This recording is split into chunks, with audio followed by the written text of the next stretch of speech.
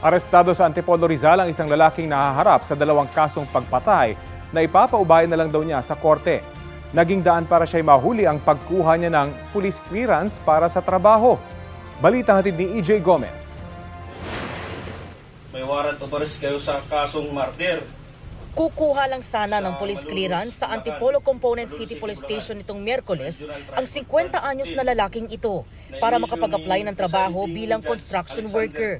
Pero ang kanyang pagbisita sa pulisya, nauwi sa kanyang pagkakaaresto. May arrest warrant pala kasi siya sa kasong murder. Habang kumuha siya ng National Police Clearance, ay nag-hit yung kanyang pangalan. So, may kaso pala siyang murder. Shooting incident yun. Nangyari ito noong 2020 sa San Jose del Monte, Bulacan. Kung saan yung biktima niya ay isang lalaki, 57 years old. Ayon sa pulisya, inilabas ng Regional Trial Court ng Malolos ang warrant sa murder case noong 2021.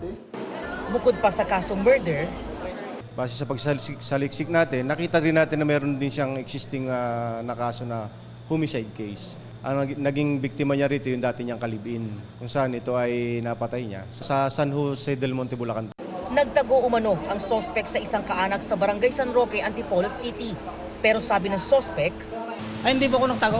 Kumukuha ko ng police clearance at naantay ko. At pagdating ng release, akala ko release na.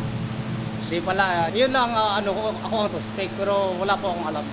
giit niya pinagbibintangan lang daw siya ng kaanak ng nasawi niyang live-in partner.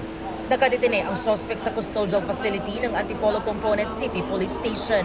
Ang masasabi ko lang doon, bahala nang gumawa ng kaso sa akin doon. Kung mapatunayan nila na ako, tanggapin ko. Handa mo na akong pakulong EJ Gomez, nagbabalita para sa GMA Integrated News. Kapuso, alamin ang maiinit na balita. Bisitahin at mag-subscribe sa GMA Integrated News sa YouTube.